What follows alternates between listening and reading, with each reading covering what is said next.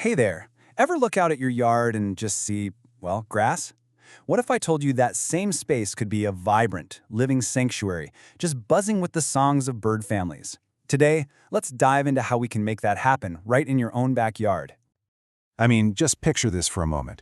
You're sipping your coffee, and right there, outside your window, you get a front row seat to the entire life cycle of a bird family. That's not just a dream. It's this incredibly rewarding experience that really connects you to the natural world.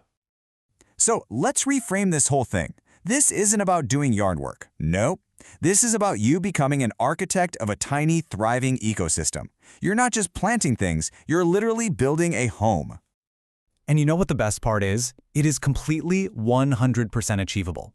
Transforming even a tiny space into a bustling habitat is one of the most direct ways you can support your local wildlife and bring all this incredible life right to your doorstep. Now, I know it might sound kind of complex, but it all boils down to a really simple and memorable blueprint. We're going to break down the 4 essential pillars that every single bird-friendly habitat is built on. Okay, here they are. These are the non-negotiables. Shelter from predators and bad weather, the right kinds of food to raise a family, a reliable source of clean water, and a safe environment, free from some very specific threats. You get these 4 things right, believe me, the birds will come. All right, so we've got our blueprint. Now let's get our hands dirty. Let's get into the practical side of things. How do we actually start building this habitat piece by piece? You've got to think in layers, because birds do. Dense shrubs give them a place to hide. Native trees, prime nesting real estate. Evergreens are absolutely crucial for cover during those harsh winter months. And hey, don't clean up your yard too much. A simple brush pile or an old log is like a 5-star hotel, offering both protection and a buffet of tasty insects. Okay, here's a fact that might completely change how you think about feeding birds. We all put out bird seed, right? But get this, over 95% of our land birds feed their young insects, not seeds. The takeaway here is simple, but it's profound. No bugs, no baby birds, period. So the big question is, how do you get all those insects? Well, this is where your plant choices become everything. Native plants have evolved with local insects for thousands of years. They are the engine of the entire food web. A non-native ornamental plant, no matter how pretty it is basically a food desert for the insects that baby birds desperately need to survive. Now, of course, seeds and berries are still fantastic. They're great supplemental foods, especially for the adult birds and during migration or winter. And different feeders will bring in different crowds. Tube feeders are awesome for little guys like finches, while a platform feeder gives bigger birds like cardinals a place to land. And suet? That's just a high-energy superfood for when it gets cold.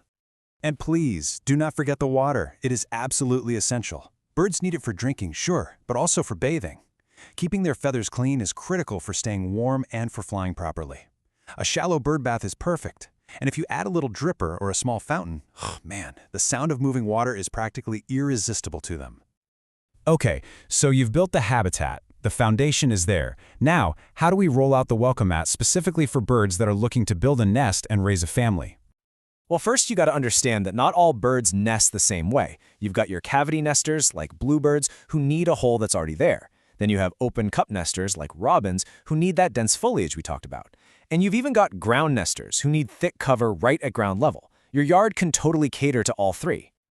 For those cavity nesters, you can give them a huge leg up with a nest box. But listen, the details here really matter. The size of the entrance hole is critical. A 1 1/8 inch hole lets a cute little chickadee in, but is just small enough to keep out a bigger, more aggressive house sparrow. It's like having the perfect security key for exactly the right tenant. Providing a safe place also means we have to talk about predators. Seeing a hawk in your yard, that's a sign of a healthy ecosystem. Birds have evolved defenses against natural predators, but they have absolutely no defense against domestic cats. Cats are incredibly efficient hunters, and they cause devastating losses to bird populations. So here it is. This is the single most important safety rule. All the beautiful habitat you create can be completely undone if nesting birds and their little fledglings aren't safe. Keeping cats indoors is the #1 thing you can do to protect the birds you've worked so hard to attract. It's that important. Okay, let's zoom out for a second, because what you're doing here, it's so much bigger than just your yard. In a world of shrinking habitats, every single backyard sanctuary becomes a vital link in this larger network of safe havens for wildlife. You're not just birdwatching, you're becoming an active participant in conservation. And if you want to understand the sheer power of your impact, just look at this number.